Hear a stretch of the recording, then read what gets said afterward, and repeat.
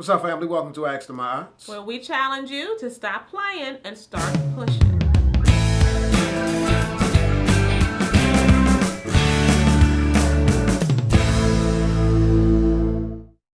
This right here is my effervescent wife, Iana. And this right here is my... Come on, we got a video to do. Keep it moving. awesome, fabulous, wonderful, loving, lays it down, keeps me good. Okay, babe. I think they get the point. I get the point too. Husband, Ayize. Don't try to dismiss me. Nah, I appreciate Or that. say thank you, baby. I appreciate that. Okay, keep it moving. I just did that so I could dismiss you. I'm just playing. All What's right, up, y'all? We got a question in from a sister who, is really taking responsibility for a situation, and I applaud her on it. Read it. No, I'm not reading it because we're gonna post the question on our You site. can still read it. So no. So basically, the sister says that she's in a relationship with her husband, and she's in a space where she recognizes, she acknowledges that she nags him. She says that she has some issues around paying bills and some issues around raising their children, and she wants things to be done the way she wants things to be done. She doesn't have issues. She doesn't. She said she has issues with how he does that. Yeah. So I mean, she got issues. Mm-hmm. So she got issues with the way he does that, and as a result, it's causing some conflict in their relationship. So she's hitting us up, asking us for some exercises on how she can pretty much nip that thing in the bud before she drives him away or has him shut down. Mm-hmm. First thing I want to say is excellent insight. I love folks who are courageous enough and honest enough with themselves to just be real about, where you got to do some work, Yeah. How many women say, I nag my husband? Mm-hmm. Most women, I won't say most women, but a lot of women feel justified. I mean, I know because I'm a woman. So you feel as if the thing that you are talking about, she's talking about disciplining her children, which is a very important thing. Mm-hmm. And she's talking about finances, critical thing. Mm-hmm. So you feel justified. This is unacceptable. With the finances, it has to be like this, and this, or, we're going to be short next month or whatever. With the children, we're talking about shaping their character and who they are and all of that. So you feel justified. But let me make it clear, there's never justification for being a nag. Mm-hmm. There's never justification for not really being productive in trying to get your needs met. Just rapping, just running off at the mouth, just talking. I know, because I was a professional nag. I was a professional nag, wasn't I? Yeah, you were. And I am a professional rapper. I runs my mouth. Yes. That will forever remain. Yes, indeed. Yes, indeed. But I have learned how to curb that thing. And so my husband's going to speak to you a little bit about some things that you can do to help yourself in that way. But kudos to you for recognizing it. Yeah, before we even get into some specific exercises, the thing that I want to challenge you to do is look within. And the reason why I say look within is because a lot of times people, they nag their spouse because they're feeling some insecurity. They're unsure about some aspect of their relationship. And if you want some things to be a certain way, you don't trust that your husband would actually take care of it the way it needs to be taken care of. So I'm challenging you to look inside of yourself and say, why can't I ease up a little bit? Why can't I trust him? And, why is it so difficult for me to do that? And I think that once you start to look at that question, things will probably go a lot smoother, because then you'll know that maybe if I just let him be and let him do things, then, he'll get it done in his own way. It might not look like the way I want it to be done, but he'll get it done in his own way. So here's the real, I'm sorry, honey, real quick caveat here. Oftentimes, we cannot trust our spouse, not because there's something inherent in them that that says don't trust me, or there's something questionable about them. A lot of times we are not able to trust them in certain ways and in certain areas because we do not trust ourselves. So if you are very exacting about the finances, very exacting about how you discipline, but you do it from a place of anxiety, you do it from a place of fear, then you don't really trust yourself. You're just on edge all the time, trying to be on top of something that you really can't be on top of. You've just got to trust that it will work out, and that you will use your insight, your discernment, and your diligence to make sure that it works out, right? But when we don't trust ourselves, we're coming from a place of uncertainty. And so then you transfer that onto your spouse. And you can't even give them the trust. It doesn't matter what he does, because you have not done it for yourself. So again, in terms of what my husband says, I'm looking within.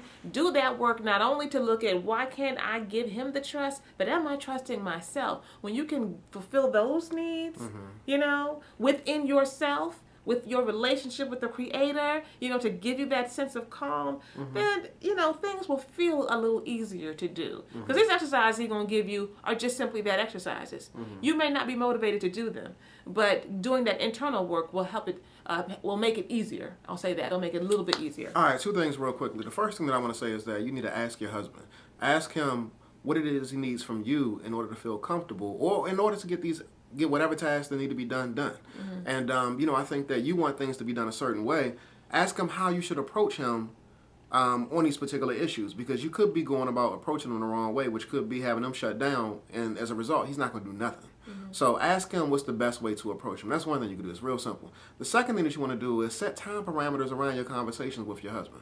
Let him know that the conversation that we're about to engage in is only going to be 5 minutes.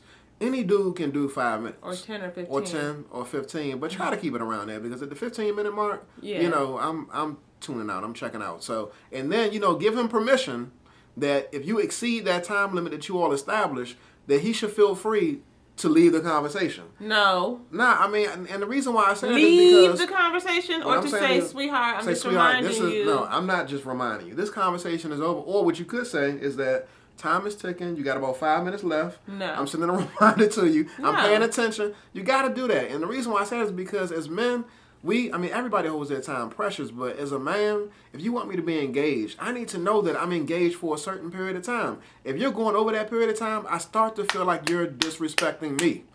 You're disrespecting my time. So please respect my time and stick to the time that we establish, and then everything will be gravy. You can have the conversation you want, and then, based off of that conversation, you can get the needs met that you want, and I can participate or engage the way you think that I should engage, in the way that I know I should engage. Caveat. My husband doesn't do he doesn't do this. So don't take that advice. Let me just say this. Sometimes I do. Let me just say this. My husband is very right when it comes to the fact that men generally do feel disrespected. They just attach that word to everything. I don't understand it, but it's best to get a grip of that, women, and really, really internalize that. It to you, okay? Oh, no, don't explain. Oh yeah, we can talk about that. That's a good topic. But here's the thing. They do. They feel disrespected, and we just think, geez, it's like 2 minutes over and you feel disrespected. What's the big deal? But it would behoove you to make sure that you pay attention to that. That's important. Really important. But for you, gentlemen, do like my husband does most of the time. Sometimes he is like, all right, man, we just got to cut this. Yeah. But that's sometimes... There's no reason why 5 minutes should turn into 60 minutes. No, but I mean, obviously, 5 minutes turning into 60 minutes, well, he should have said something a long time. Well, he's probably tried to. And I'm like, wait a minute, one more thing. Yeah. So I understand that. But if your spouse is going on and it's supposed to be 15, now it's 20, maybe 25, then you need to say, okay, babe, at 20 minutes, my thing is you cannot expect for the conversation, the thought to totally be complete at 5 minutes or 4 minutes and 59 seconds. You can. No, you cannot. Mm-hmm. No, this is a relationship. We're not a computer and you just click enter, done. So in a relationship, you should be able to give some flexibility. And so the flexibility means, I would say like another few minutes or whatever. And a few minutes could be 2, 3, 4, whatever minutes. But it should, if you're really focused on the content of what's being said, you are going to be looking at the time. But you also need to be committed to what's being said and what your spouse is giving to you. If you're in tune with your spouse, then you'll be able to flow with what's being said in the conversation. I mean, that's true. And the bottom line is this. You have to be respectful of us women. If women are to be respectful of you and your sacred time, if we're supposed to figure out how to take something that it normally takes me 5 days to say, and put it into 15 minutes. You might want to come to me with the same respect that you're asking for, so that when I start to go to 20 minutes instead of 15, and it normally takes me 5 days, then you might want to say, sweetheart, you might want, but I'm really feeling everything you're saying, or I really appreciate, you sharing this with me. I really am listening to you. I don't want you to take this the wrong way. I'm just looking at the clock and I see that it's getting a little bit over, babe. You know how it is. Why are you looking at the clock? Why whatever. you keep on looking looking at the clock? What I'm saying is the intentions then is, if you're sending the right intention, I'm not trying to disrespect you. I'm not trying to dismiss you and say you met your time limit, peace. Because now you're sending the wrong energy in. So you got to give the same respect. You can't just say, yeah, you can't. You got to shut it off. No, give the same respect that you're asking for. Yeah, what I'm saying to you and that's what you typically do. Is that for 15? So don't fake right now. For a 15-minute conversation, make the conversation a 12-minute conversation with a 3-minute grace period. Anyway, let's move beyond this.